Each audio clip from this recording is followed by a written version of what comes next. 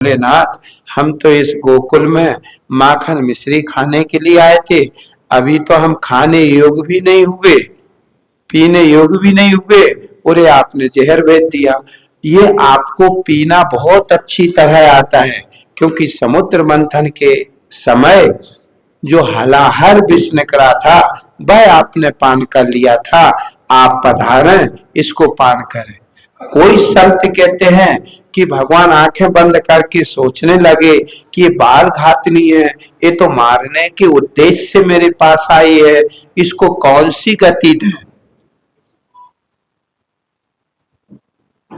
उसने गोदी में लिया। अब देखो, इधर तो पूतना आ गई, इधर नंद बाबा को मथुरा गए थे। पूतना ने श्री कृष्ण भगवान को लिया, गोदी में खिलाने लगी और धीरे से चुपके से आड़ में गई, कमरे के रूम के अंदर गई और उसको स्तनपान कराने लगी। अब भगवान स्तनपान के साथ साथ में उसके प्राणों का भी पान करने लगे। भगवान उसके स्तन के साथ साथ में उसके प्राण खींचने लगे। जब उसके प्राण खींचने लगे, अकुलाहट आई, तो वह अपने रूप में परिवर्तित हो गई। वह राक्षसी रूप धारण कर लिया, झड़पटाने लगी, छोड़ छोड़ छोड़। भगवान बोले, देखो फिर तो मैं किसी को पकड़ता नहीं हूं, और पकड़ लेता हूं तो मैं छोड़ता नहीं हूं। अब तुम खूब कहे छोड़ छोड़, अब मैं छोड़ने वाला नहीं। मैं तो अब पकड़ लिए, सा मुच्च मुच्चाल मिति प्रभाषुणी। अब जो पूतना जो से चिल्लाने लगी, छोड़ छोड़। भगवान बोले, नहीं, अब पकड़ में आ गई, अब कैसे छोड़ दें। कहते हैं वह अपने रूप में आई और भागी, अपने असली रूप में आकर के भागी। भगवान उसके गोकुल के बाहर, और भगवान उसके स्तन के साथ साथ में उसके प्राण भी खींच लिए। वह जैसी भागी आकाश मार्ग से और धड़ाम से गोकुल के बाहर जाके गिर पड़ी। जैसी ही पूतना मरी, देवताओं ने जो है ना धुंधवी बजाई, फूलों की वर्षा करी, और फूलों की वर्षा करके सारे देवता खुशी मनाने लगे। संत ये भी कहते हैं कि पूतना माने अविद्या। सबसे पहले भगवान के पास कौन गई? पूतना। पूतना का मतलब क्या है? अविद्या। संत की भाषा में सबसे प्रथम ये जीव के स्वरूप को आवरण करने के लिए अविद्या ही खड़ी होती है, और इस अविद्या की निवृत्ति बिना परमात्मा के ज्ञान से कोई सोचे कि अविद्या की निवृत्ति हो जाए, ये संभव नहीं है। यदि अविद्या को मारना है तो आपको आत्म और ब्रह्म की एकता का ज्ञान प्राप्त करना ही पड़ेगा। इसके अलावा इस अविद्या का नाश नहीं हो सकता। भाई, संतों की शरण में जाते हैं तो ये तो एक स्थूल बुद्धि वालों के लिए एक बाहरी है, पर जो सूक्ष्म बुद्धि वाले हैं उनके लिए पूतना अविद्या है। इस अविद्या की कैसे निवृत्ति हो, वो उपाय करना चाहिए। और कहते हैं कि ये गांव के बाहर जहां गिरी ना, तो 6 कोस का क्षेत्र, जहां झाड़ पेड़ पौधे सब इसके नीचे दबके, पेड़ पौधे भी टूट गए। इधर नंद बाबा वार्षिक कर देने के लिए मथुरा कंस के यहाँ गए थे। कंस को उन्होंने कर दिया। कर देने के बाद नंद बाबा बोले, यहां तक आए हैं तो वासुदेव से मिल लें। जाके वासुदेव से मिले, क्योंकि दोनों में बड़ी घनिष्ठता थी, बड़ी प्रियता थी। वासुदेव जी ने अपने किसी तरह का दुख जाहिर नहीं किया, किंतु नंद बाबा से बोले कि देखो नंद, आपको पुत्र रतन की प्राप्ति हुई है और इसके लिए आपको बहुत बधाई है। आपको इस उम्र पे जाके हुई है। आप वह पुत्र कैसा है, बातचीत करने लगे। पर नंद बाबा ने वासुदेव से क्या कहा, देखो एक व्यवहारिक नीति होती है। जब दो मित्र मिलते हैं ना, तो कोई सुखी होता, कोई दुखी होता। तो जो दुखी है उसके दुख के साथ में नंद बाबा अपने सुख जाहिर नहीं कर रहे कि हमारे यहाँ पुत्र हो गया, ऐसा हो गया, ऐसा।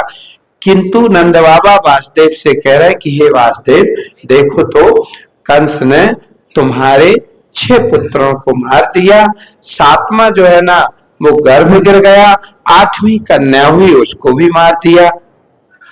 पर वासुदेव भी अपना दुख नहीं कह रहे, नंद बाबा की खुशी में खुशी जाहिर कर रहे कि धन है तुम्हें इस उम्र पे जाके लाला की प्राप्ति हुई।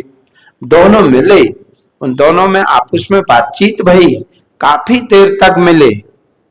इसके बाद वासुदेव जी बोले कि नंद बाबा तुम जल्दी से गोकुल चले जाओ, क्योंकि उत्पात गोकुल में बहुत हो रहा है। वासुदेव जी की जो वाणी थी वो हमेशा सत्य होती थी, क्योंकि इन्होंने कभी भी अपने जीवन का जो मर्यादा का उल्लंघन नहीं किया।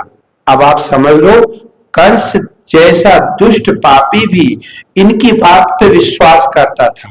जब इन्होंने उसे वचन दिया था कि मैं तुम्हें वचन देता हूं कि हर एक बालक में आपके हाथ में, तो उसे विश्वास था। वासुदेव जी उस समय की सबसे सदाचारों की गिनती में गिने जाते थे, सत्यवादियों की गिनती में गिने जाते थे। नंद बाबा ने वासुदेव के वचन सुने तो उन्होंने सोचा निश्चित कोई आपदा आई होगी, और गोकुल के लिए चल दिए।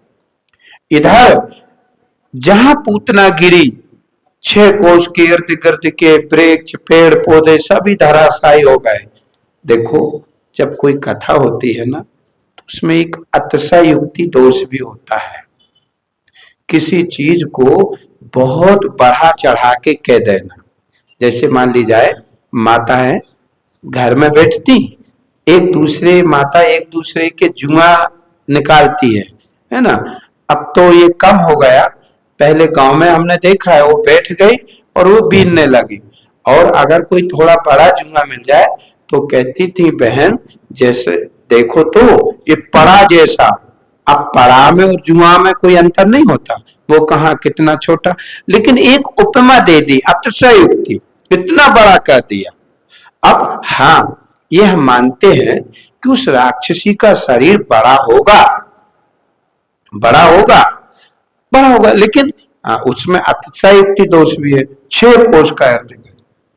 अब कहते हैं लाला ने उनके प्राण ले लिए, उसी की छाती पे खेलने कूदने लगे। बच्चे तो बच्चे होते हैं ना, पूतना के लिए वो बच्चे नहीं थे, वो कारूप थे। सारी गोपियां भागी, देखा अब वो इतना विशाल शरीर, कैसे जल्दी से नसेनी लगाई, लाला को उठाया, यशोदा मैया घर में ले आई, उसको जो है ना झाड़ा फूंका, भगवान से प्रार्थना करने लगी, हे भगवान आज आपने हमारे लाला की रक्षा की, हे भगवान हम आपको भोग चढ़ाएंगे। ये होता है जब कोई आपदा अपने बच्चे पे आए और उस आपदा की निवृत्ति हो जाए तो माताएं पुण्य कर्म करती। यशोदा भी यही करने लगी। हाँ, गाय का गोबर ले आई, उससे पूंछ से झाड़ू लगाई, ये किया वो किया, पता नहीं क्या हो गया था। इतने ने नंद बाबा वगैरह भी, गोप वगैरह भी आ गए। जब उन लोगों ने सुना तो सब हक्के बक्के रह गए। नंद बाबा कहने लगे, मुझे अनुभव था कि वासुदेव की वाणी कभी गलत नहीं होती।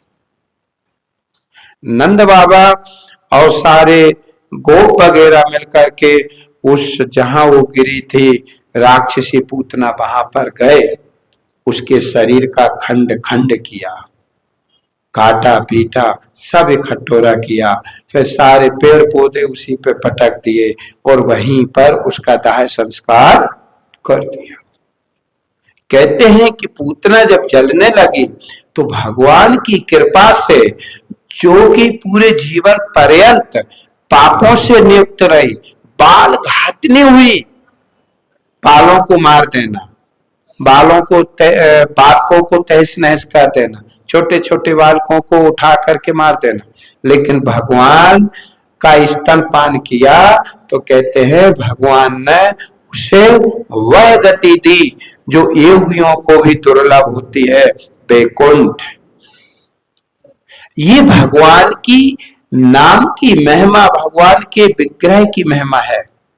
एक पापनी अतिशय दुराचारिणी को भी भगवान ने वह वैकुंठ लोक दिया जो योगियों को भी दुर्लभ होता है। उसके शरीर से सुगंधी महक न कर रही थी, क्योंकि वो भगवान ने जिसके प्राण का हरण किया हो।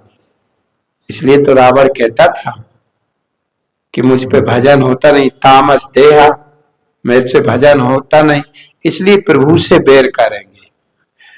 देखो, भगवान से चाहे कोई प्रेम से प्रेम करे और चाहे द्वेष से भगवान का स्मरण करे, चाहे प्रेम से भगवान का स्मरण करे, उसका होना कल्याण ही है।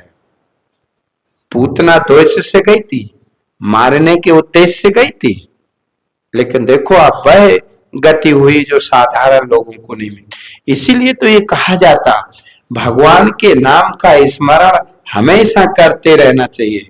जिनकी कृपा से पापी भी तर जाते हैं, तो क्यों ना हम उन पतित पावन भगवान के नाम का स्मरण करें। जब पूतना मारी गई, सारे गोप आ गए, घर में पुनः खुशियां हुई, पुनः गाने बजाने हुए। अब तो यशोदा रानी लाला को कोई भी देवी आए, गोपी आए, पहले अगर वो चेहरा ढकाओ तो भैया तू चेहरा उघार, तू घूंघट डाल के अंदर नहीं जा सकती। तो गोपियां बैठी गई कि कहीं ऐसा ना हो कि लाला को कोई उठा के ले जाए। जो भी आए घूंघट डाले हो, पहले उसका घूंघट उघारो, इसको देखो ये गांव की गोपी है कि कोई रिश्तेदार नहीं है, तब अंदर प्रवेश हो, अन्यथा नहीं हो, क्योंकि भय व्याप गया। और कहते हैं भगवान तो भगवान है, उनका मुकाबला कौन कर सकता है। जिनके भजन से, जिनके स्मरण मात्र से जीव परम पद को प्राप्त होते हैं, ऐसे भगवान जो एक मानुष शरीर धारण करके और मनुष्य की तरह, बालकों की तरह लीला कर रहे हैं। कुछ दिनों बाद एक दिन माता बैठी हुई थी, देखा बच्चे ने क्या ली, करवट। क्योंकि जब बच्चा जन्म लेता तो शायद जैसा लेटा तो वैसे ही लेटा लेता है, लेकिन कुछ दिन बाद भगवान ने करवट ली। ओ, माता यशोदा ने देखा आज तो लाला ने करवट ली, सबको खबर भेज दी, सभी आ गए।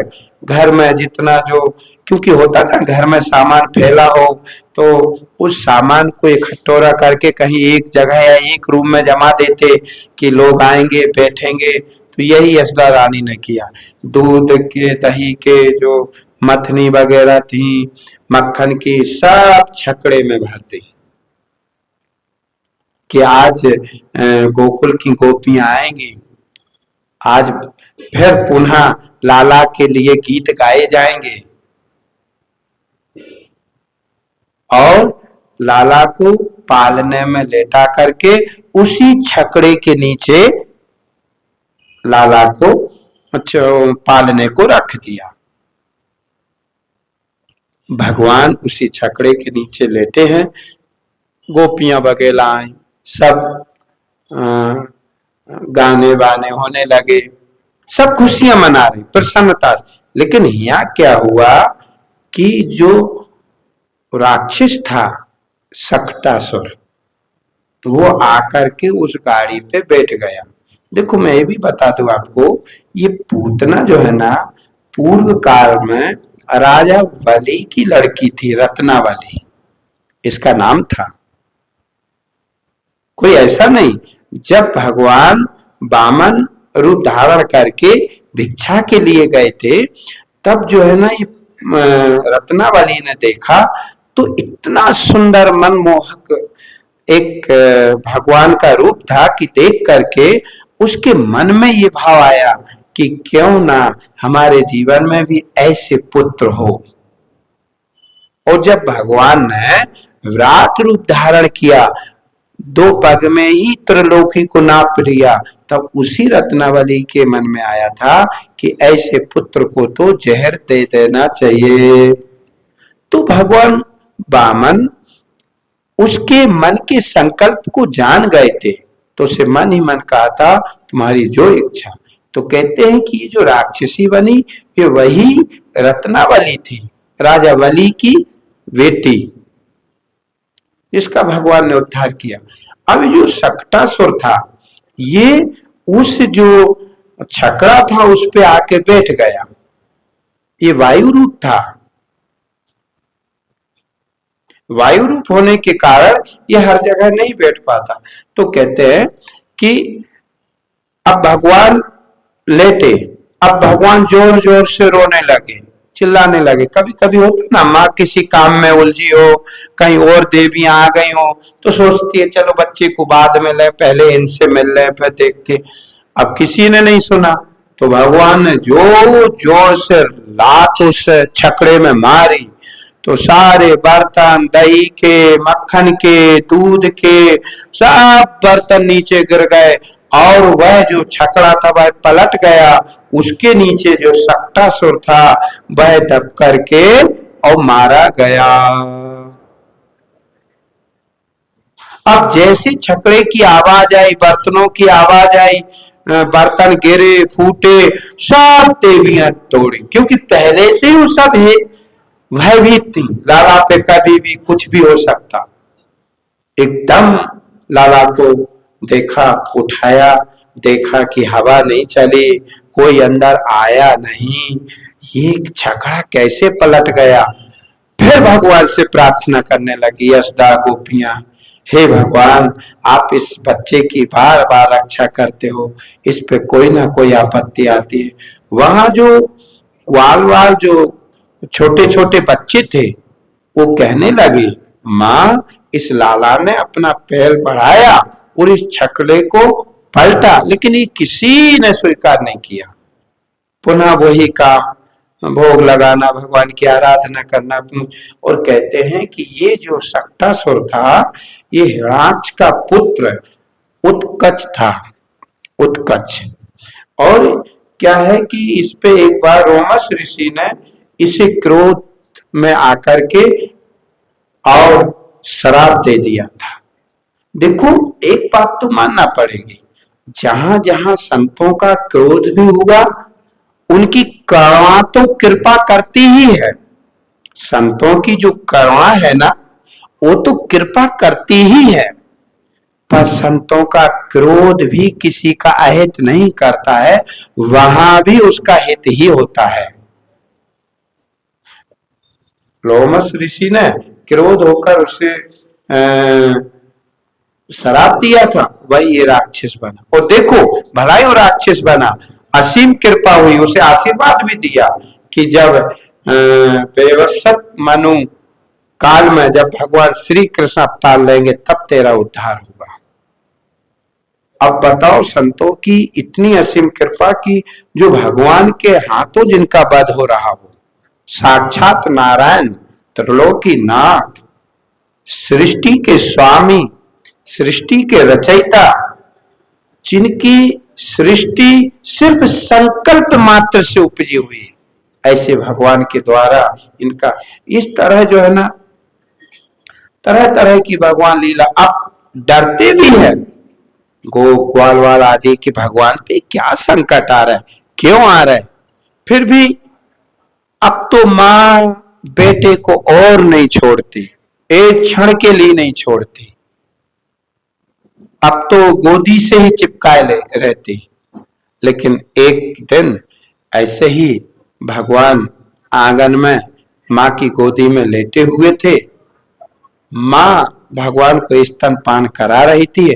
स्वाभाविक है, आपने देखा हो जब माँ अपने बच्चे को स्तनपान कराती तो उसके प्रति उसका वात्सल्य आता है, वो हाथ फेरती, उसका चेहरा देखती, आंख देखती, कान देखती, हाथ देखती, आपने देखा हो, है ना।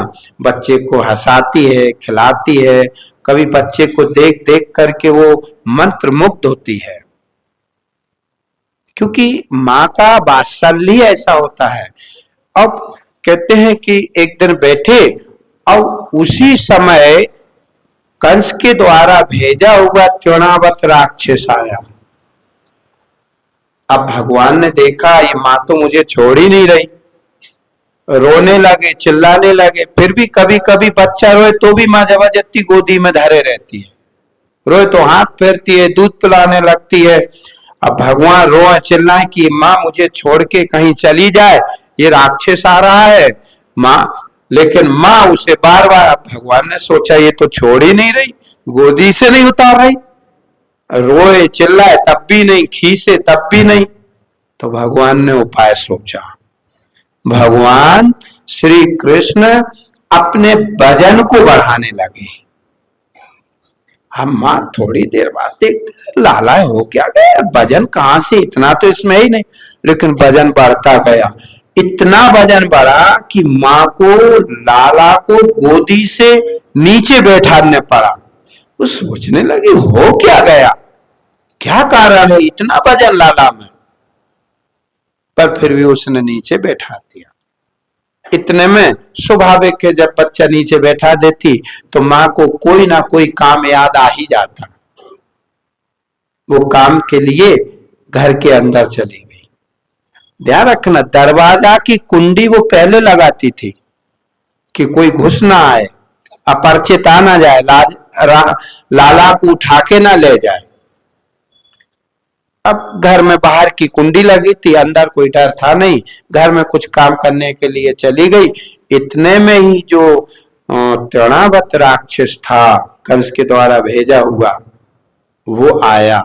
पर वो आया किस रूप में, बमंडर रूप में। शिव हवा नहीं आती, वो गोल गोल वायु घूमती है, ऐसा बमंडर रूप, इतनी धूल उड़ाता हुआ, वृक्षों को झनकोरता हुआ और गोकुल में प्रवेश कर गया। अच्छा, सारे राक्षसों का टारगेट एक ही रहता है, भगवान को, बस वहां गोकुल में भगवान ही थे, वही टारगेट थे। गया और श्री कृष्ण को उसने बमंडर ने उठाया, कंधों पर बैठा रहा और गोकुल से भागा। अब इधर जो धूल वगैरह बमंडर से उड़ी हुई थी, इतनी धूल की सबकी आंखें चकाचौंध हो गई। होता ना, धूल अत्यधिक उड़े तो कुछ दिखाई नहीं पड़ता। यशोदा ने भी देखा, एकदम आंगन में आई, कुछ दिखाई नहीं दे रहा था धूल के कारण। धूल शांत भई, देखा लाला नहीं, हल्ला हो गया, लाला कहाँ गया, लाला कहाँ गया। अड़ोसी पड़ोसियों ने सुना, सब लाला लाला कृष्णा।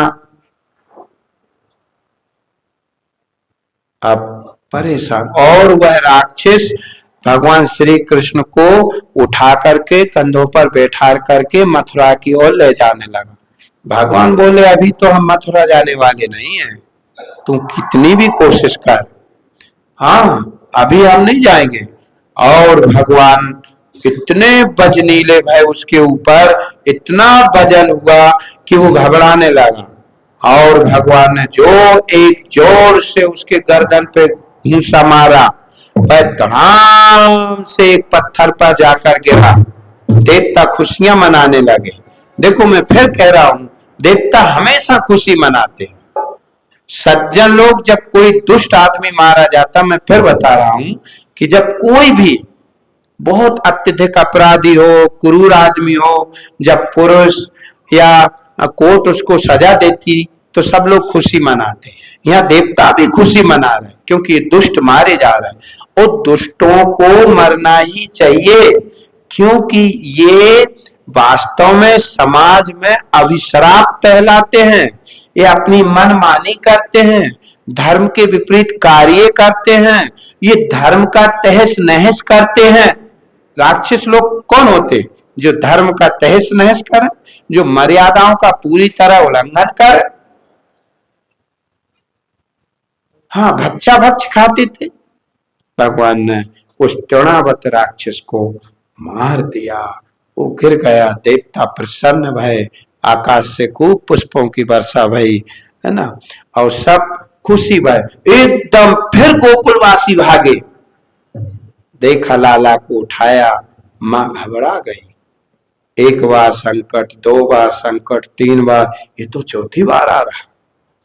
माँ व्याकुल हो गई, भगवान से आराधना करने लगी, हनुमान जी को मनाने लगी, भगवान बराह को मनाने लगी कि भगवान आपने तो ऐसे ऐसे दुष्टों का नाश किया है, मेरी लाला की रक्षा करना।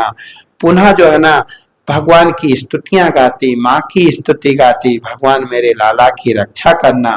पुनः वह उसको गौशाला में ले गई, गाय से झाड़ा, सब किया।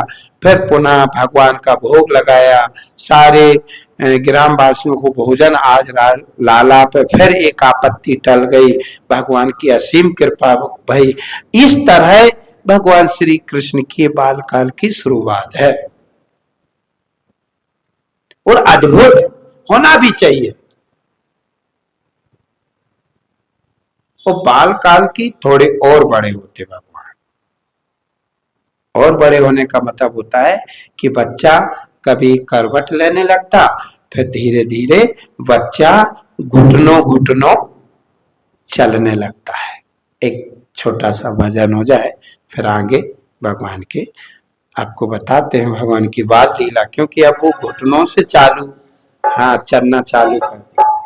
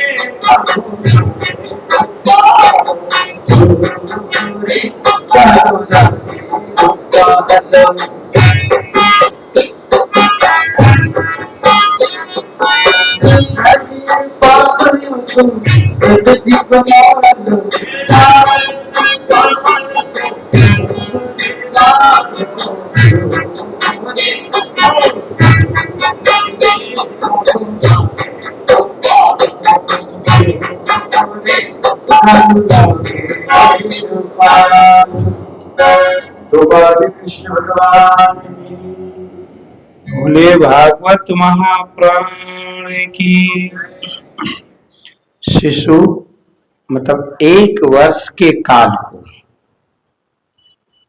जब तक बच्चा 1 वर्ष का है तब तक वह शिशु है,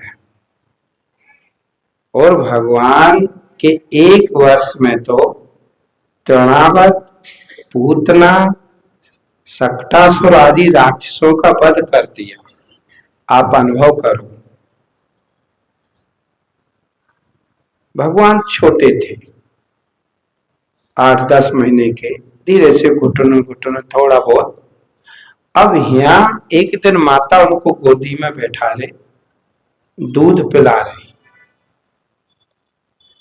स्वाभाविक है, सबके अनुभव सिद्ध भी है कि माँ जब अपने बच्चे को दूध पिलाती तो कभी कभी बड़ी ध्यान से अपने बच्चे के चेहरे को देखती है, एक टक लगा के।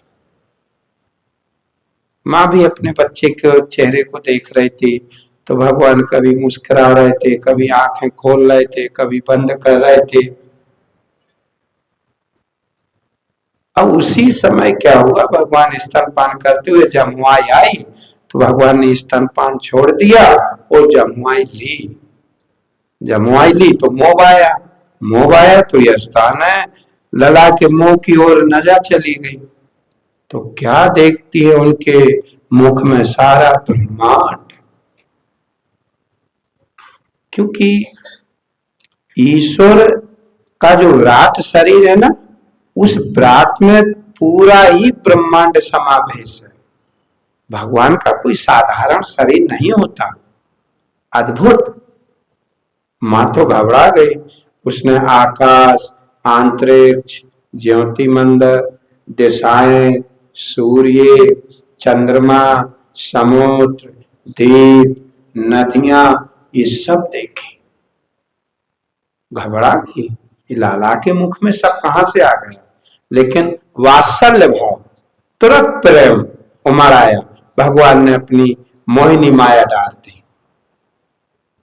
मां ने सोचा कि हम संकल्प तो नहीं कर रहे थे ऐसा, कहीं हम मन के द्वारा तो नहीं देख रहे थे। एकदम भगवान ने उसके मन को पलट दिया। भगवान धीरे धीरे बड़े होते हैं और 1 साल के हो जाते हैं।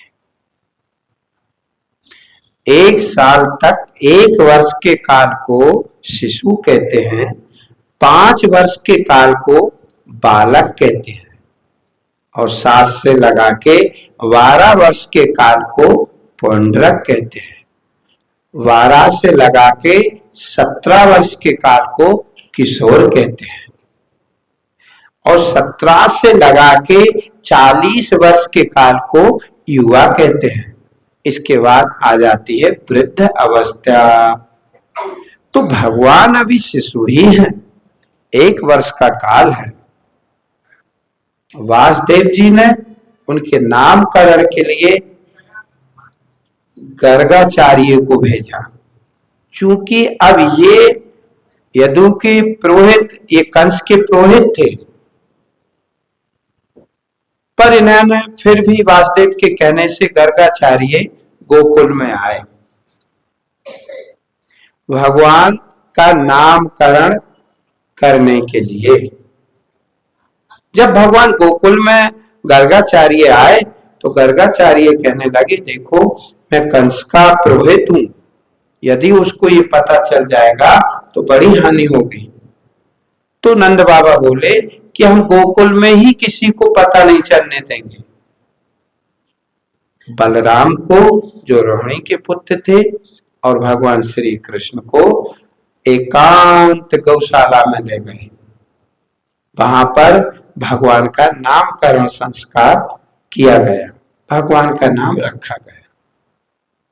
गर्गाचार्य ने भगवान का नाम रखने के पहले यशोदा नंद बाबा से कहा कि ये 4 युगों में जन्म लेता है, कभी श्वेत वर्ण का, कभी पीत वर्ण का, कभी रक्त वर्ण का, कभी श्याम वर्ण का, इसलिए इसका नाम कृष्ण होगा।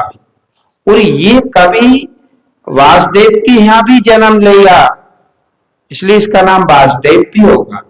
इसलिए भगवान श्री कृष्ण को वासुदेव भी कहते हैं। दोनों बालकों के उन्होंने नामकरण संस्कार किए। रोहिणी का जो पुत्र था उसका नाम बलराम रखा, इनका कृष्ण वासुदेव आदि नाम रखा। चुपके से, जैसे चुपचाप गर्गाचार्य आए थे, किसी को पता नहीं लगा था, उसी तरह वो निकल भी गए। क्योंकि यदि कंस को ये पता चल जाए कि नंद बाबा के यहाँ गए तो गर्गाचार्य की खैर नहीं। क्योंकि जो दुष्ट प्रकृति के लोग होते हैं ना, इनके लिए माता माता नहीं होती, पिता पिता नहीं होता, गुरु गुरु नहीं होता। जब तक इनका हित होता तब तक तुम माता पिता गुरु होते हो। अब देखो अग्रसेन को उठा के उसने जेल खाने में डाल दिया, आप अनुभव लगाओ। हाँ, इनकी हाँ में हाँ करनी पड़ती है। चुपचाप निकल गए, दोनों के नामकरण संस्कार हो गए और दोनों साल भर के ऊपर के होने लगे, घुटनों चलने लगे। कहते हैं बालक जब घुटना चलता है ना तो माँ उसको देखती रहती है। कभी कभी माँ पूरा काम करने के बाद, गांव में हमने देखा है, बस वो बालक को आंगन में छोड़ देगी, वो देखती रहेगी, वो इधर जाएगा उधर जाएगा, वो उस बालक की हरकतों को देखा करती और बड़ी प्रसन्न होती है। आप अपने से अनुभव करो कि आप अपने बच्चों को देख करके कितने खुश होते थे, कितने प्रसन्न होते थे। तो यशोदा माँ कितनी प्रसन्न होती होगी। कभी इधर उधर, कभी कुत्तों के पीछे, कभी जानवरों के पीछे, ये होती हैं बच्चों में हरकतें। तुम जहां के लिए रोको वहीं के लिए जाए। थोड़े और बड़े हो गए, चलने फिरने, घुटनों के आदि चलने फिरने लगे। एक दिन माँ लाला सो रहा था, उसने सोचा कि जब तक लाला सो रहा है तब तक क्यों ना हम दही वगैरह, क्योंकि होता है घर में बच्चा सो जाए तो माँ जल्दी जल्दी सारा काम निपटाती, या सुबह जल्दी उठी ना तो बच्चा ना जागे उसके पहले वो सारा काम निपटाना चाहती है। फिर भलाई वो बच्चे को जाके जगा ले, पर जब तक जगाएगी नहीं। और अगर काम निपट गया तो बच्चा सो रहा होगा तो जगाएगी उसको। तो भगवान श्री कृष्ण सो रहे थे, माँ जल्दी जल्दी दही वगैरह बिलो रही थी कि फिर लाला जग जाएगा, इसको दूध घी मक्खन आदि देना पड़ेगा। पर भगवान की आंख खुल गई। जब भगवान की आंख खुली तो भगवान ने देखा पलंग पे तो माँ है ही नहीं, क्योंकि वो चलने लगे थे, छोटे छोटे पैर पलंग से उतरे। और बच्चा कभी आपने देखा हो पैरों से भी चल लेता, और पैरों से जब ज्यादा नहीं चल पाता ना तो घुटनों के बल बहुत दौड़ता। हाँ, घुटनों के बल तो बच्चों को आप देखो तो पूरे मोहल्ला में चक्कर लगाया है, पूरे आंगन में घरों में चक्कर लगा था। तो उतरे नीचे घुटनों के बल, जहां माँ मथनी मथ रही थी, दही मथा जा रहा था, वहां पहुंच गए। माँ का पल्लू पकड़ लिया, साड़ी पकड़ ली, माँ को काम रोकना पड़ा। लाला को लिया, गोदी में बैठा लिया, स्तनपान कराने लगी। लाला के ऊपर हाथ फेरती, सोचती इसका पेट भर जाए फिर एक काम आदि कर। लेकिन इतने में ही माँ क्या देखती है कि जो लाला के लिए दूध रखा गया था गाय का, वह पद्म गंध गाए। जिस दूध में कमल के फूल की महक आती हो। माँ ने देखा वो चूल्हे पे रखा हुआ है, उसको गर्म के लिए किए रखा था, तो वो माँ की निगाह गई, अरे दूध रखा कहीं उफन ना जाए। तो बच्चे को लिया, जमीन पे बैठा रहा, वो तुरंत रसोई की ओर बढ़ गई कि बच्चे के लिए दूध रखा है, कहीं उफन गया तो इसको हम दिन में क्या पिलाएंगे। बड़ी संभाल के देखो माँ अपने बच्चों की देख रेख कैसे करती है, दूध कितने संभाल के रखती है, शाम तक के रात तक के लिए समय से उसे गर्म करना, उसको व्यवस्थित रखना, कहीं उसमें कीट पतंगा ना गिर जाए, ढक के रखना, कहीं वो ढुन ना जाए, है ना। तो माँ आग पे रखे आई थी बटोई पे, तो माँ को एकदम लगा तो अंदर चली गई। अब कृष्ण भगवान सो भगवान, इन्हें गुस्सा आ गया, इनके ओंठ जो है ना फड़फड़ाने लगे। छोटे बच्चे भी जब गुस्सा करे ना तो उनके ओंठों पे नजर डालना तो हाँ ऐसे भी ऐसे बोलता रहेगा कुछ ना कुछ। गुस्सा में आओ देखा ना ताओ देखा, सबसे पहले तो आंगन में जो पत्थर पड़ा था उस पत्थर को लिया और मथनी पे दे मारा, वो मथनी फूट गई।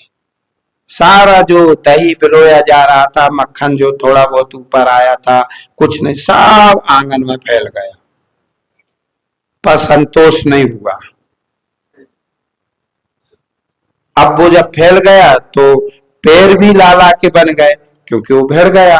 अब वो चलते चलते अंदर चले गए जहां माखन की मथनी रखी थी, कई को फोड़ा, कई को माखन खाया जो पुराना। अच्छा, माँ जहां प्रतिदिन बच्चे को ताजा माखन खिलाती थी, और बच्चे बच्चे होते हैं, इन्हें तो कुछ भी मिल जाए भाई हाथ डारा खाया। पुराना जो माखन 4-6 दिन का रखा था वो खाने लगे, कुछ खाया, कुछ इधर उधर फेंका, कुछ बंदरों को खिलाने लगे। माँ दूध उतार के आंगन में आई तो क्या देखती है कि वहां तो मथनी फूटी पड़ी है।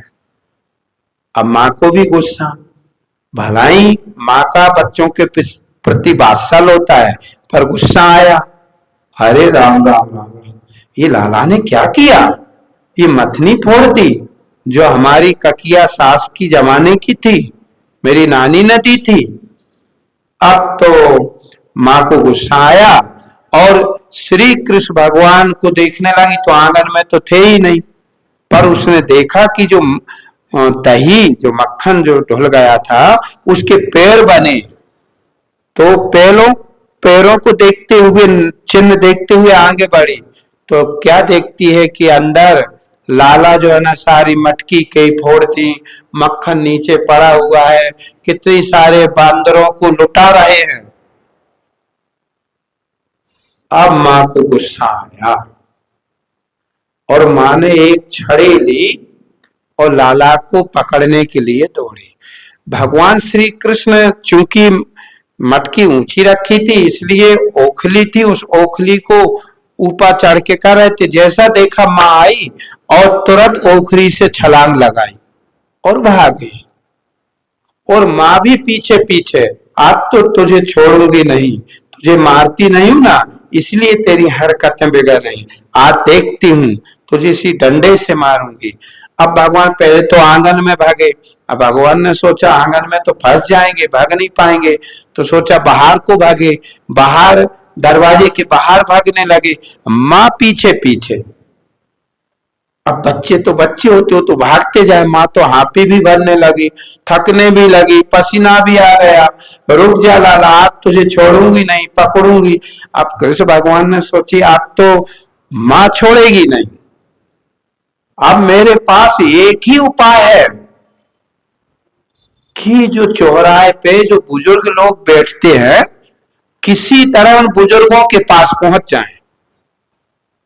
उस स्वाभाविक के बड़े बुजुर्गों के पास बच्चा पहुंच जाए, माँ कितनी भी पीछे पड़ी हो तो फिर लौट आती। अब वो किससे जाके बढ़े, पर उस दिन चौपाल पे भी कोई नहीं, क्योंकि सभी जो है ना तैयारी में लगे थे यज्ञादिक की। अब तो कृष्ण भगवान ने सोचा अब नहीं बचने वाले हैं। माँ का क्रोध देख करके भगवान रोने लगे और माँ बोली लला रुक जा ना तो और मारूंगी।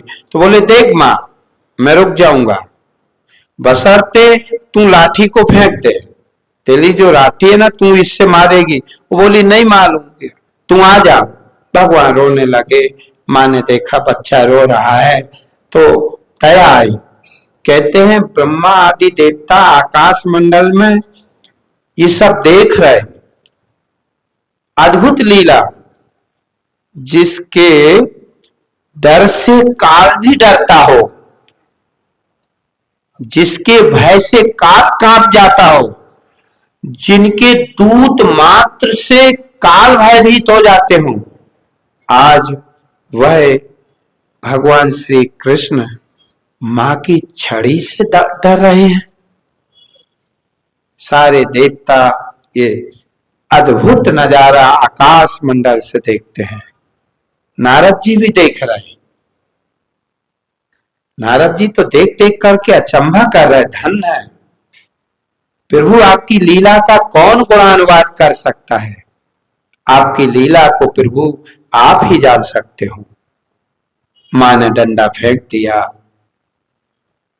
भगवान श्री कृष्ण बोले देख मां मारना मत, मैं तुम्हारे डंडे से बहुत डरता हूं, मुझे मालूम है तू मारेगी। मां ने कहा नहीं, रोने लगे। मां के पकड़ में भगवान श्री कृष्ण आ गए, क्योंकि मां को बहुत थका हुआ देखा, मां के पसीना पसीना हो गया, उसके वस्त्र जो है ना फैल गए, चुनरी जो सिर पे थी वो गिरने लगी। भगवान को पकड़ में आ गया। अच्छा मां ठीक, जो मां ने हाथ पकड़ा अब देखते तुझको बेटा, तू मुझे बहुत सताया, तूने बहुत परेशान किया, अब तुझे छोड़ूंगी नहीं। अब सबसे पहले क्या होता है कि माँ जब मोहल्ला में बच्चे को पकड़े ना तो रास्ते में नहीं मारती कूटती, किसी के सामने नहीं, हाथ पकड़ के खींचते हुए वो घर को ले जाती है माँ बच्चे का हाथ पकड़ के। तो कृष्ण भगवान का जो मोहल्ला में हाथ पकड़ा, अच्छा गोपियां भी समझाने लगी, लेकिन माँ ने हाथ पकड़ा खींचते हुए घर को ले गई। पीछे पीछे जो मोहल्ला की गोपियां थी वो भी आ गई, अरे माँ लाला है। कोई बोले नहीं तुम लोग भाग रहे यहाँ से कि नहीं भाग रही, ये तुम्हारी सबकी देन है जो लाला बिगड़ा हुआ है। आखिरकार खींच के रह गई। भगवान श्री कृष्ण के आंखों में अश्रु धारा बहने लगी। भगवान श्री कृष्ण रोने लगे। माँ तूने कहा था मैं मारूंगा नहीं, अब तू मुझे, बोले ठीक है। पर माँ को दया आई। माँ का हृदय, कहा ना दुनिया में यदि कोई हृदय की ओर देखना हो तो माँ के हृदय की ओर देखो, जहां क्रोध के पीछे वात्सल्य छिपा हुआ होता है। उसने बच्चे पे क्रोध करती है पर उसके पीछे उसका वात्सल्य भी छिपा हुआ होता है। माँ बच्चे को कितना भी मार दे पीट दे, पर यदि समय से भोजन ना किया हो तो उसे बुलाने पहुंच जाएगी, मनाने पहुंच जाएगी। आज तो तुझे ना रोटी दूंगी ना पानी दूंगी। भगवान रो रहे थे इसलिए मारा पीटा नहीं, बच्चा है डर जाएगा, भयभीत हो जाएगा, चलो इतने ही बहुत है, इसको डंडे से नहीं मारते, इसको जो फटकार लगाई ना इतनी ही बहुत है। भगवान, अब माता यशोदा ने कहा कि ये दंड बहुत हो रहा है, इसको दंड देना जरूरी है, इसलिए इसको जरूर मैं बांधूंगी। अम्मा रस्सी ले आती और भगवान को बांधने लगती। अब कहते हैं जौन रस्सी मां बांधती वही 2 अंगुल छोटी हो जाती, हर रस्सी 2 अंगुल छोटी हो जाती। मां परेशान हो गई, भगवान बंधन में नहीं आए। और सच्चाई भी है, भगवान किसी के बंधन में आते भी नहीं है, किसी के बंधन में भगवान नहीं आते। जब मां को परेशान देखा तो भगवान खुद ही बंध गए। भगवान को मां ने पेट में रस्सी बांधी और ले जा करके और ऊखा से रस्सी बांधी। बोले आज ना तुम्हें पानी दिया जाएगा ना भोजन दिया जाएगा, तू मांगेगा भी ना तब भी तुझको नहीं दूंगी। तूने आज मुझे बहुत सताया, बहुत परेशान किया है, तूने मुझे पूरे मोहल्ला में घुमा दिया, मैं मोहल्ला में भागती नहीं, तेरे पीछे मुझे भागने पड़ा, आज तुझे कुछ भी नहीं मिलेगा। बांध करके माँ अंदर आती है, रसोई में पहुंचती है। एक माँ कभी अपने बेटे को भूखा नहीं देख सकती। माँ खुद नहीं खाएगी पर बेटे को खिलाएगी। हमने यहां तक देखा है गांव में, यदि गांव में जब जानवर होते थे ना, दूध कम हो तो माँ बाप खुद दूध नहीं खाते, चलो ये बच्चे को खिला देना। घी घर में कम हो तो माँ बाप बिना चुपड़ी रोटी खाते हैं, पर बच्चों को घी से चुपड़ के देते हैं। आज भी आप देखोगे तो इस तरह भगवान की अद्भुत लीलाएं हो रही हैं। माँ ने बांध दिया है एक भजन, फिर इसके बाद भगवान की आपको लीला बहुत सुंदर सुनाते हैं।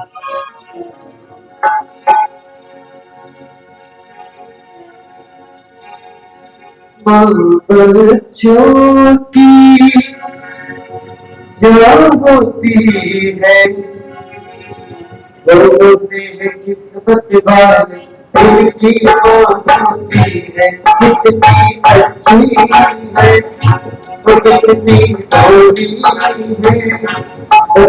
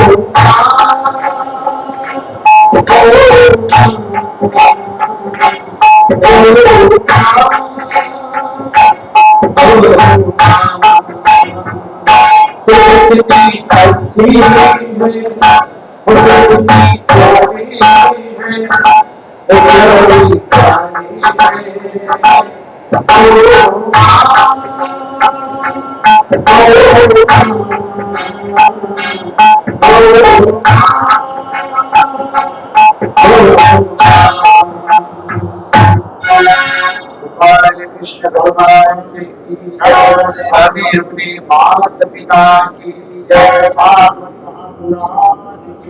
सदगुरुदेव भगवान की जय। अब माँ जो है ना, रसोई में जाकर के लाला के लिए भोजन की व्यवस्था करती है। सोचती है लाला बहुत थक गया होगा, बहुत भागा आज, बहुत थक गया होगा, उसके लिए भोजन की तैयारी कर रही। लाला का स्मरण करती जाती, भोजन बनाती जाती। इधर भगवान जब ऊखर से बांध दिया गया तो भगवान ऊखर को घसीटते घसीटते ले गए। जो नंद बाबा के द्वार पर 2 वृक्ष थे अर्जुन के, वो दोनों वृक्षों के बीच में जाकर के भगवान ने ऊखर को फंसा दिया।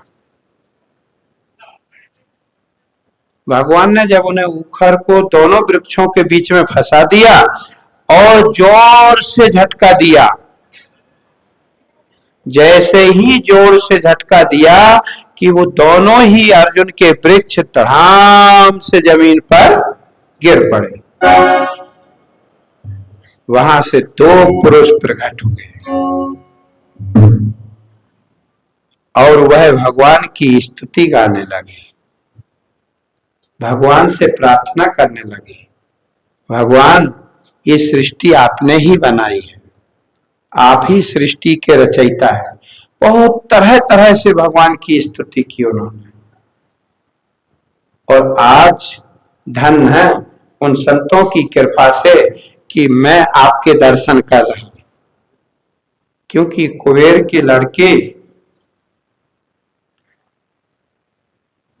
जो मणिग्रीव और नरकुंवर थे, एक समय ये जो है ना नदी पर स्नान कर रहे थे, उतने में ही एक ऋषि आए, वहां से निकलने लगे, पर इनकी जो पत्नियां थी वो तो तुरंत एकदम निकली और जाकर के वस्त्र वस्त्र पहने और इन्हें अभिमान बना रहा।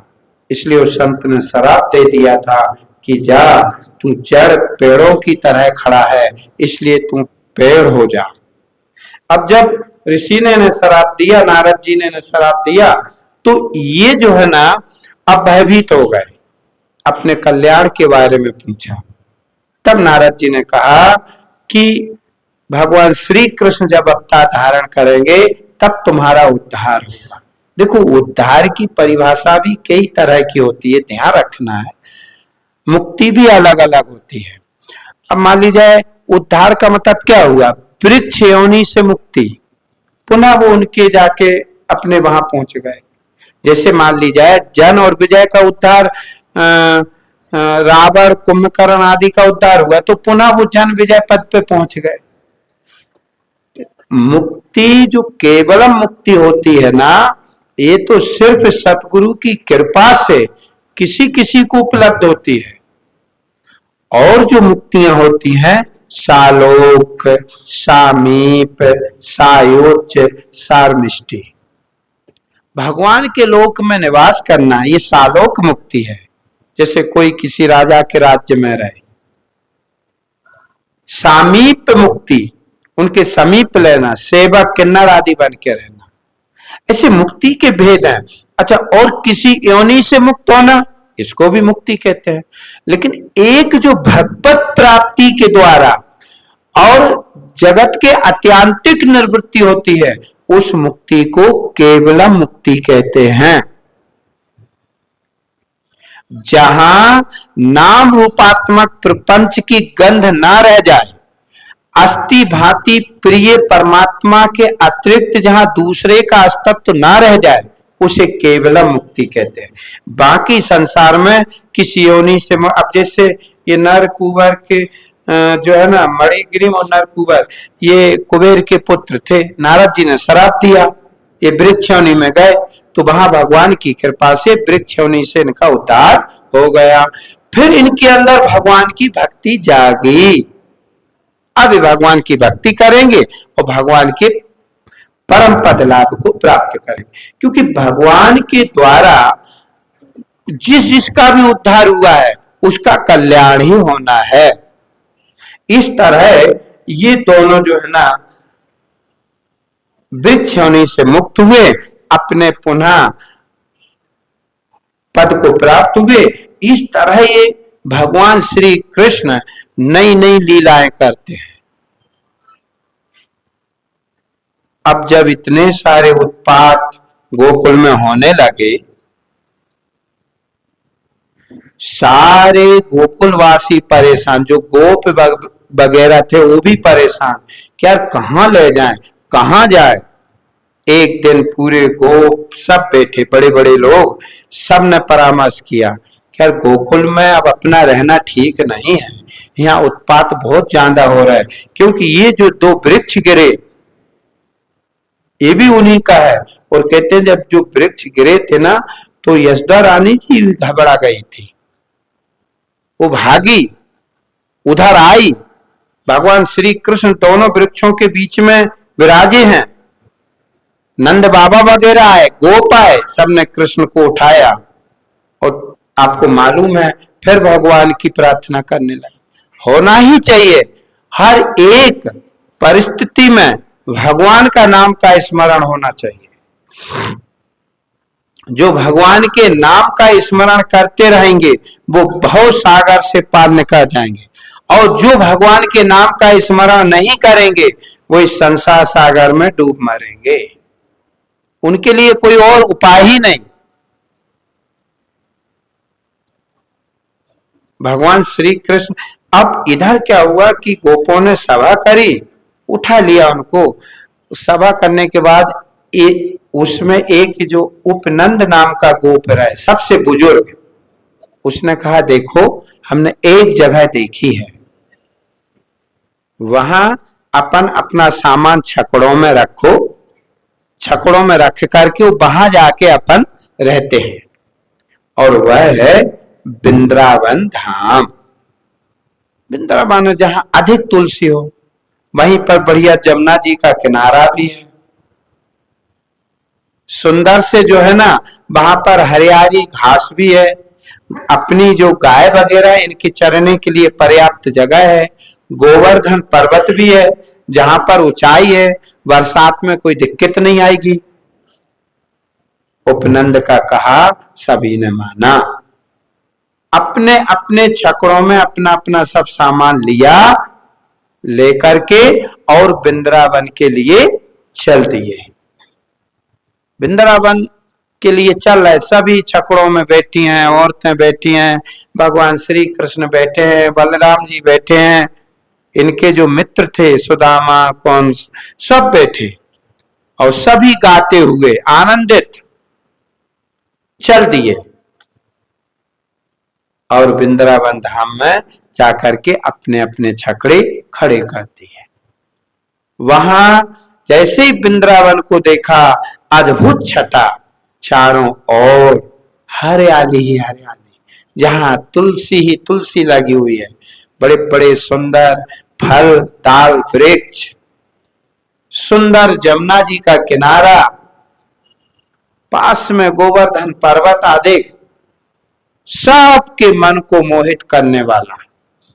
सभी बड़े प्रसन्न हुए, बोले अब अपन यहाँ प्रेम से रहेंगे, क्योंकि गोकुल में बहुत परेशान हो गए, अपने बच्चों पे कोई ना कोई आपदा आ ही रही है।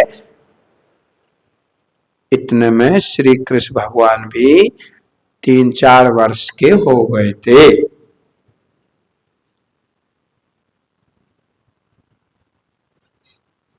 और कहते हैं कि भगवान श्री कृष्ण को भी वो जगह अच्छी लगी, वृंदावन में रहने लगे। वृंदावन में फिर भगवान लीलाएं करते हैं। अब भगवान ने एक जिद करी,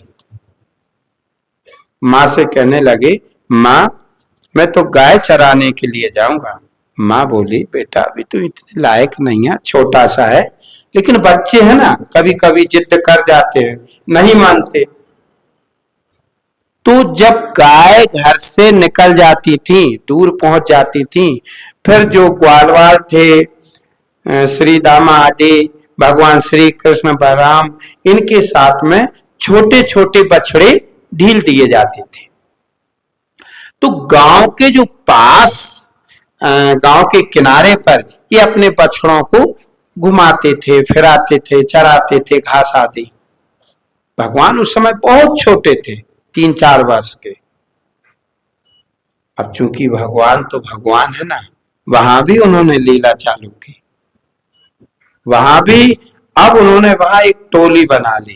बोले देखो एक काम करते हैं, अपन लोग माखन खाएंगे पर अब ऐसे नहीं खाएंगे, अपन लोग चोरी सीखेंगे।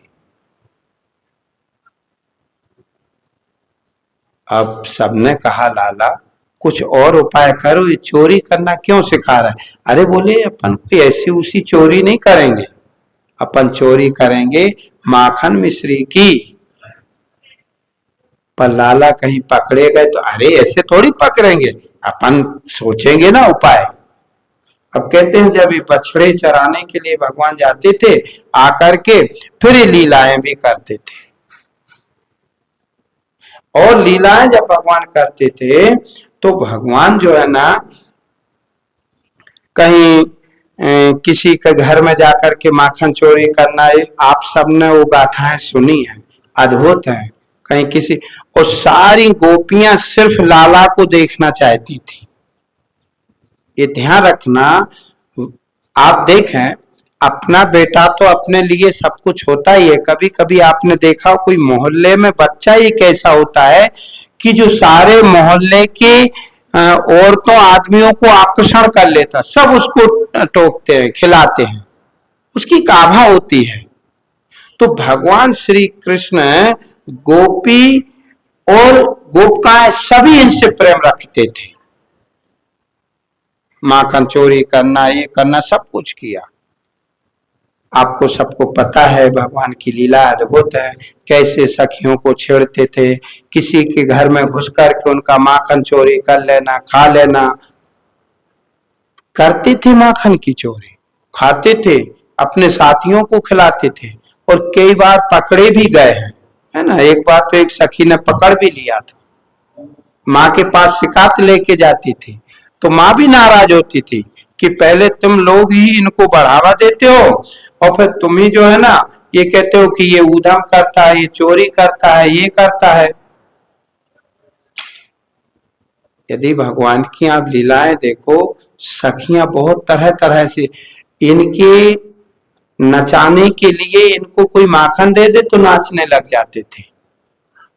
अच्छा आप देखो ना, छोटे छोटे बच्चों से आप कुछ है बेटा नाचेगा ना, एक चॉकलेट देंगे, नाचेगा ना एक तो वो चॉकलेट और उससे बिस्कुट से नाचने लगती।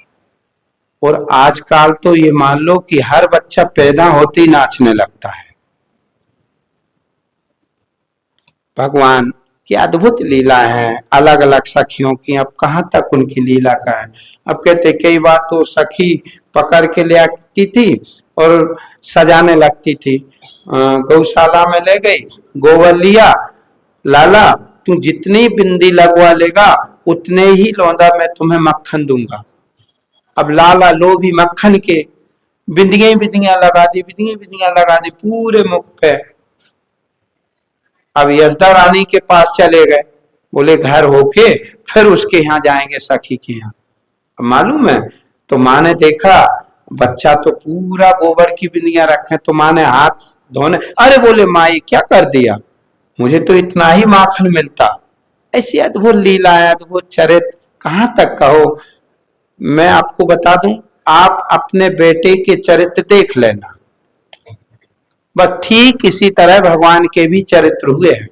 पर इतना अंतर है कि भगवान के चरित्रों का स्मरण करने से संसार सागर से पार जाते हैं। बेटे का चरित्र स्मरण करोगे तो मोह शक्ति बढ़ेगी, मोह बढ़ेगा, आसक्तियां बढ़ेंगी, अंतर है। इसलिए भगवान के लीलाओं का चिंतन करना भगवान के परम पद की प्राप्ति करा देता है। अपने परिवार आदि की चिंतन करना ये संसार में मोह ग्रसित कर देता है। इसलिए हमेशा भगवान की लीलाओं का चिंतन करना ही चाहिए।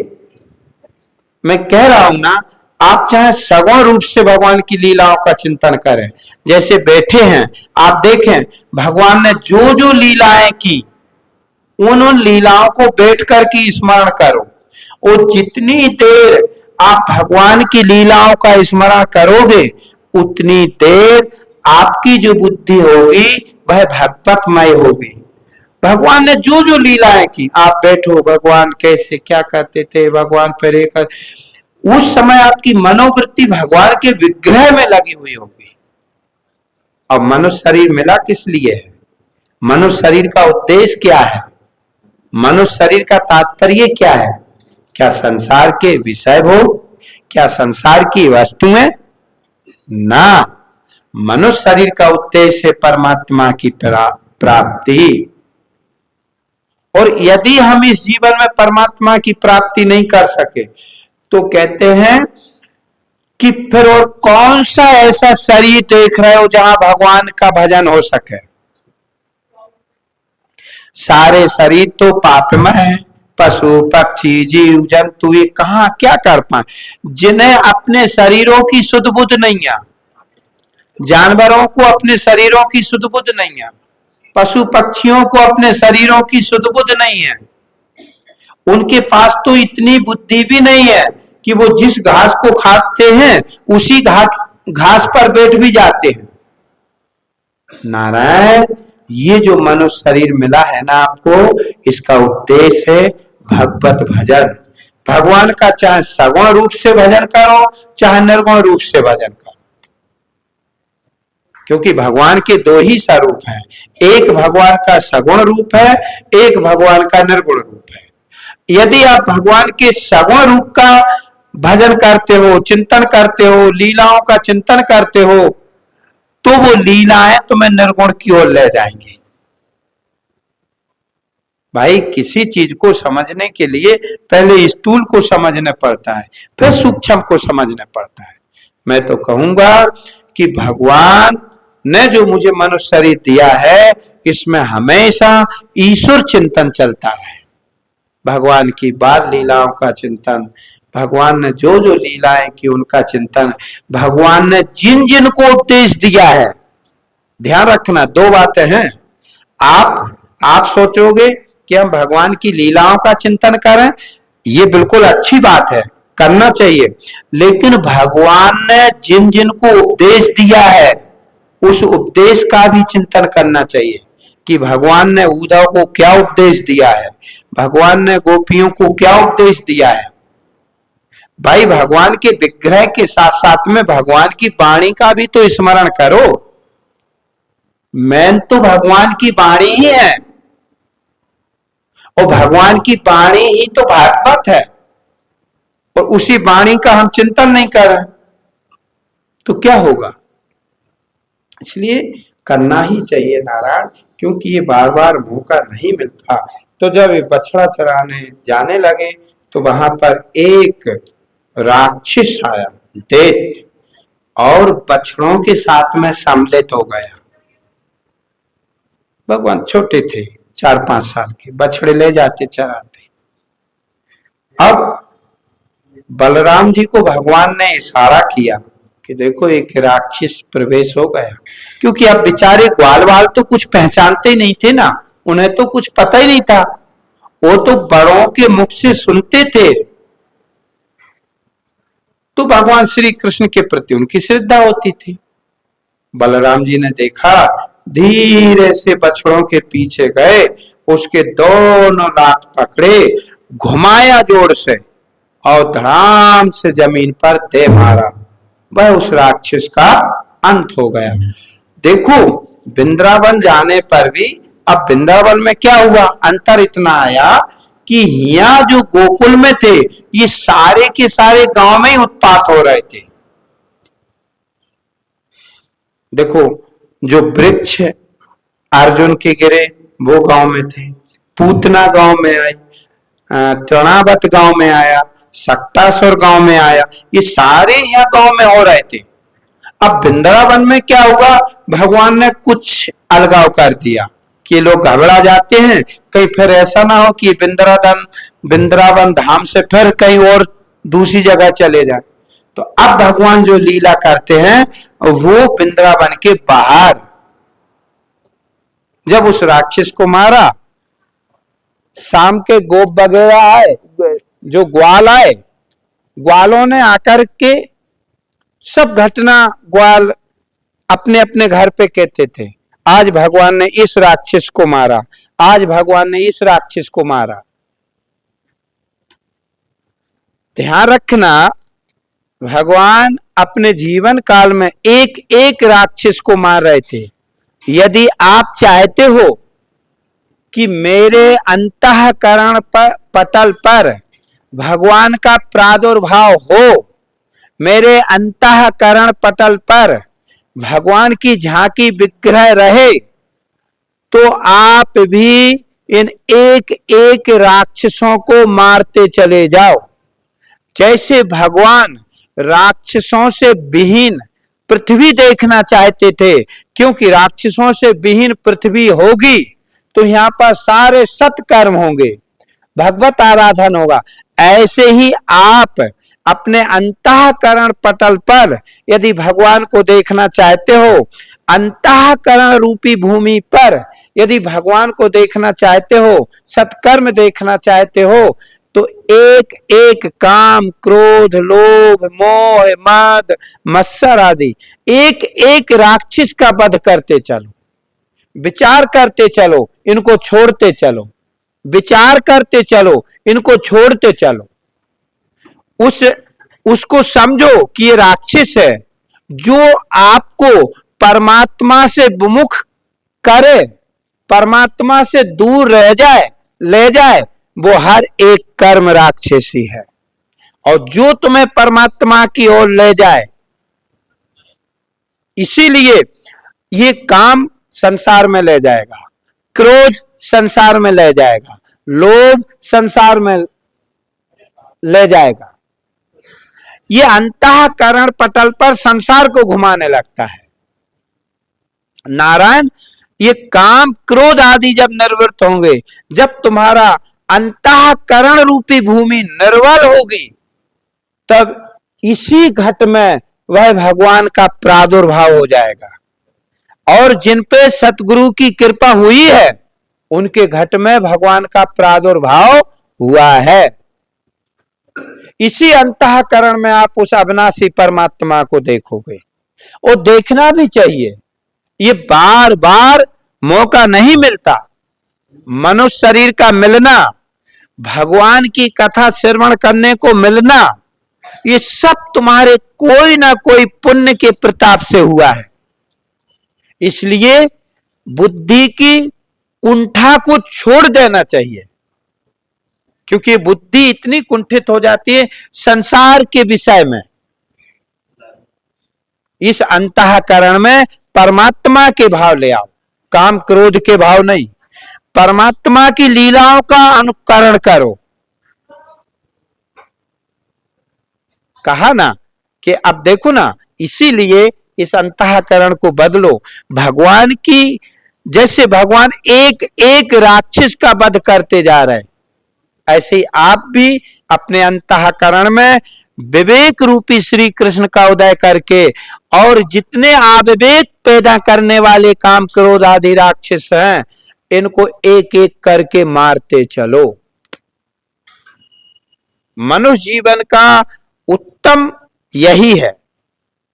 हाँ, इस तरह भगवान तरह तरह से लीलाएं करते, और उस बछड़े को मार दिया। सब ने आन के वृंदावन में आकर सभी को बताया।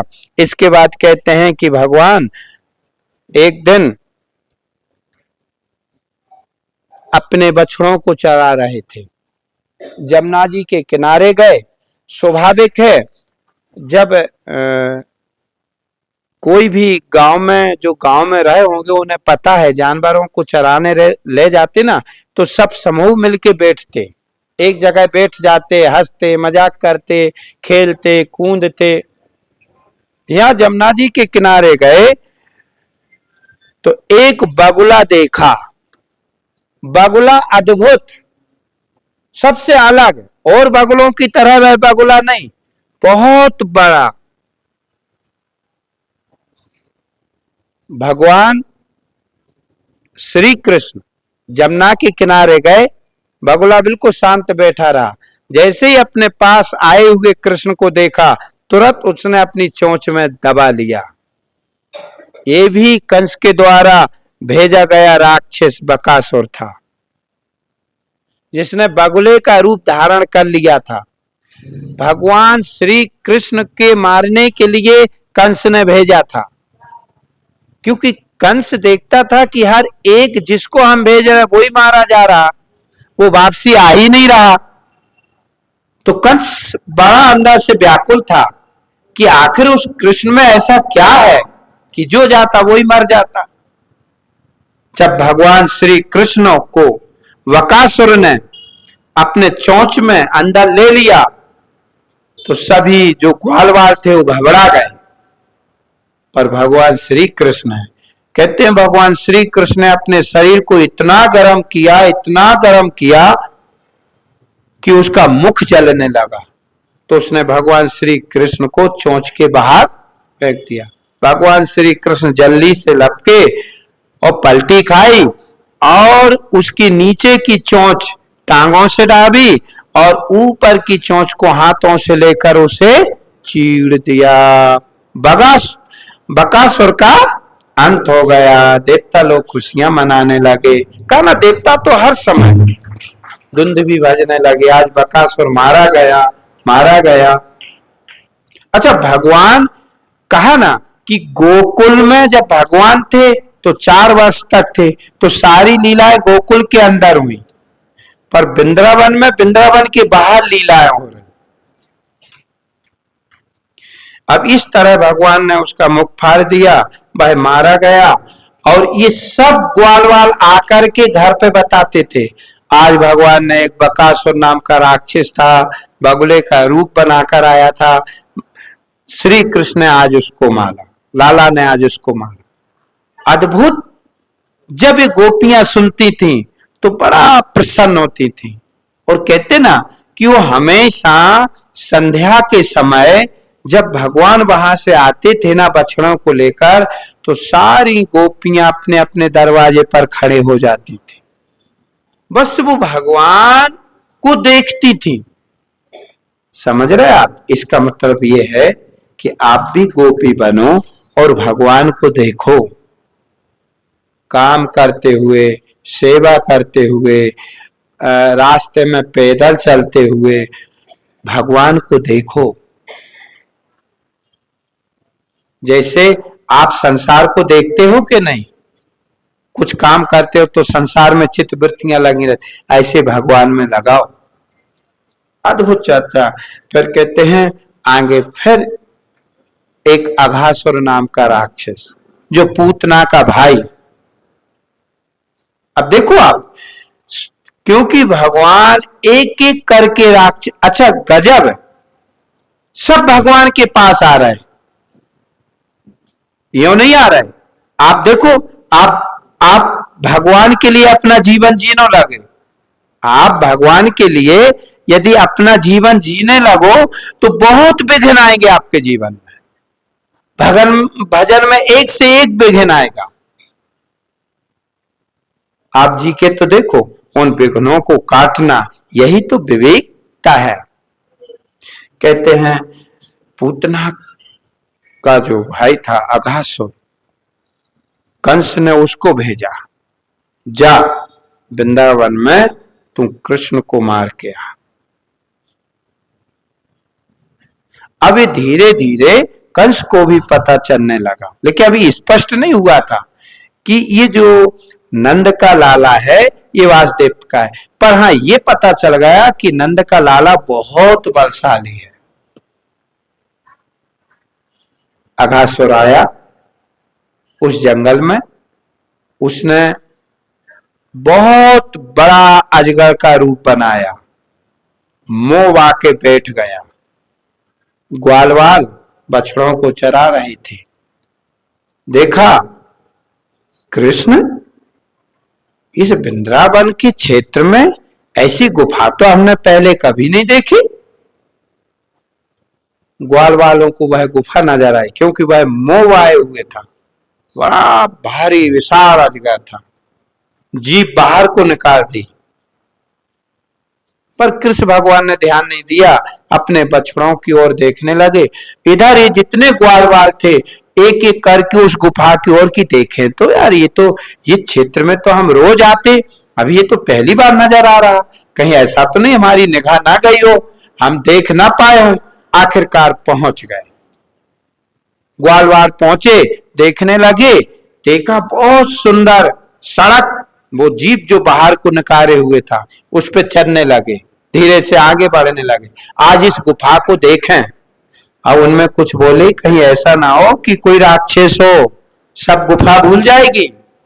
वो तो कृष्ण है, सब राक्षसों को मार लेता है, अपनी ताकत नहीं है, ऐसे मत जाओ, कृष्ण को आने दो। अरे कुछ ग्वालवाल बोले कि कृष्ण तो आ ही जाएगा, कृष्ण के लिए क्यों परेशान होते हो, एक काम करते अपन चलते तो हैं। जैसे वो जीप पे पैर पड़े तो बहुत गुलगुले, अरे बोले तो मखमल के गद्दे की तरह है।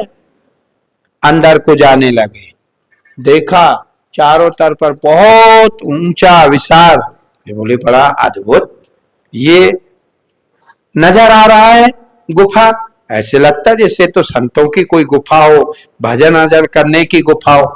अच्छा, उस अजगर ने भी अपनी सांस को रोक लिया था, इसलिए किसी तरह की कोई गंध नहीं आ रही थी। भगवान श्री कृष्ण ने देखा ये तो अजगर के मुख में जा रहे, वहां से चिल्लाने लगे, ग्वाल वालों मत जाओ, राक्षस से ग्वाल वालों मत जाओ। लेकिन तब तक ये ग्वाल वाल प्रवेश कर गए, अब मजबूरन भगवान को आना है। अच्छा, ग्वाल वालों को एक भरोसा था कि हमारे साथ में कृष्ण है, एक होता ना विश्वास, किसी का एक विश्वास होता है, कह रहे कुछ भी होगा ये संभाल लेगा। हाँ, जैसे कोई वृद्ध लोग यात्रा पे जाए, उनके साथ में कोई जवान हो तो वृद्धों को अरे कोई दिक्कत नहीं, हमारे साथ में फलाने थे वो बढ़िया संभाल, तो इनको भी भरोसा था कृष्ण पे। लेकिन उसने मुख अभी बंद नहीं किया, ये सब अंदर चले गए। वो आशा कर रहा था कि कृष्ण कब आए मुख के अंदर। अब कृष्ण भगवान ने सोचा सारे ग्वाल वहां चले गए, मेरा जाना भी जरूरी है। भगवान श्री कृष्ण भी उसकी मुख में गए। जैसे ही उस अघासुर ने देखा कि भगवान श्री कृष्ण भी मेरी मुख में आ गए, और उसने मुख को बंद कर लिया। अब ग्वाल वाल जितने से सब घबरा गए, कृष्ण कृष्ण चिल्लाने लगे। भगवान श्री कृष्ण ने अपने शरीर को इतना बढ़ाया कि उसका मस्तक ही फट गया, ब्रह्मरथ से उसके प्राण निकल गए, अघासुर मारा गया। देवता पुष्पों की वर्षा करने लगे और खुशियां मनने लगी चारों तरफ, क्योंकि ये देवता देख ही रहे थे आसमान से। भगवान श्री कृष्ण ने अघासुर का वध कर दिया। ब्रह्मा जी को भी आश्चर्य हुआ, कहते हैं अघासुर माने पाप, पाप का कोई कैसे नाश कर सकता है। लेकिन कहा ना कि भगवान का नाम पापों के भी पापों को नष्ट कर देता है, इसलिए तो भगवान के नाम का स्मरण करना चाहिए, भगवान के नाम को कभी नहीं भूलना चाहिए, भगवान के विग्रह का चिंतन करना चाहिए। भगवान के देखो, हमारे एक संत थे, वो कहा करते थे कि लोग जितना भगवान को पूजते हैं, भगवान को मानते हैं, भगवान को पूजते हैं, उनकी सेवा करते हैं, पर भगवान ने जो जो कहा उस पे ध्यान नहीं देते। जैसे मान ली जाए एक पुत्र या एक शिष्य अपने गुरु की सेवा करता है, अब वो सेवा क्या होता है, वो पुत्र अपनी मनमानी हिसाब से करे कि जैसा पिता कहे वैसा करे। भाई जैसा पिता कहे वैसा करे, वो हो गई सेवा। उसने अपने मनमाने हिसाब से कर दिया, तो अब जहां पिता की इच्छा ना हो वहां भी हाँ में हाँ कर देता। गुरु की सेवा जो गुरु कहे वो करे। ऐसे ही आप भगवान की सेवा कर रहे हैं, पर भगवान जो कह रहे हैं उसको स्वीकार नहीं कर रहे। भगवान क्या समझाना चाहते उस पे ध्यान दो। ब्रह्मा जी को भी आश्चर्य हुआ, तो ब्रह्मलोक से इस मृतलोक पे आ गए, बोले मैं देखूंगा भगवान ने कैसे आगमाने पाप का नाश कर दिया। भगवान का नाम ही ऐसा है नारायण, जो पापों के समूह को, पाप को ही नहीं पाप के समूह को नष्ट कर देता है। पाप तो छोड़ो, पाप के समूह को। ब्रह्मा जी इस मृत लोक में आए, आकर के वृंदावन धाम में पहुंच गए। पहुंच करके वृंदावन धाम में भगवान को क्या देखते हैं ब्रह्मा जी कि वो तो जब अघासुर को मार दिया, सारे गोप ग्वाल बाहर आए, भगवान ने अपनी मृत संजीवनी से उनको जीवित किया और फिर सब ग्वाल बाहर बोले, देख कृष्णा बहुत थक गए और बहुत परिश्रम हो गया, भूख लगी है, अब अपन सभी मिलके भोजन कर ले। तो सभी भोजन करने लगे थे। तो अपने अपने घर से जो जो कुछ ले आया था तो वो एक दूसरे को बांट के और फिर खाते थे। तो सब ने अपने अपने टिफिन खोले, किसी के में भात है, किसी के में कढ़ी है, किसी में रोटी है, अलग अलग व्यंजन है, सभी मिलके खाने लगे। भगवान भी उन्हीं के बीच में बैठे।